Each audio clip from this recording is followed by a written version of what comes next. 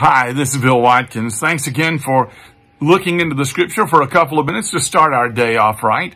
Yesterday we ended with verse 2 of Mark chapter 4, where Jesus said he was teaching them many things in parables, and this is the last part of it. In his teaching, he said to them, and then begin in verse 3, "Listen, behold, a sower went out to sow, and as he sowed, some seed fell along the path, and the birds came and devoured it.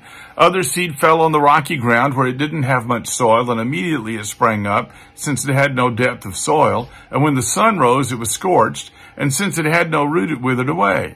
Other seed fell among the thorns, and the thorns grew up and choked it, and yielded no grain. And other seeds fell into good soil and produced grain, growing up and increasing and yielding 30-fold and 60-fold and 100-fold. And he said, he who has ears to hear, let him hear." I want to say something else about parables that we didn't say yesterday, and maybe it would be helpful.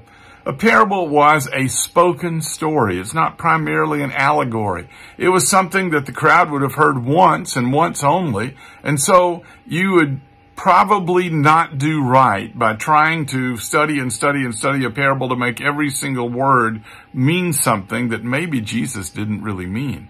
Instead, a parable always has one grand idea that jumps out at you when you hear it. And the point in the parable is not to just break it up in all kinds of pieces and make every word stand for something. Instead, the point of a parable is, what's the one great idea that stands out? And in this case, it becomes pretty clear. Make sure that you're the kind of soil that grows seed and produces fruit. The sower went out to sow. He sowed everywhere. The genius of the sower is that he sows everywhere. Some of the soils did not produce. Some of the soils choked it out. And we'll find out why in just a little bit. But if it falls into good soil, the seed produces grain and grows up and increases. And again, in different amounts, 30 and 60 and 100-fold.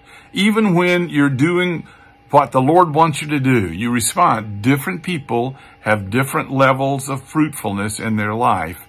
That's not a fault in us. That's just a difference in us. We're different. Be good soil. We'll talk more later. Thanks for watching.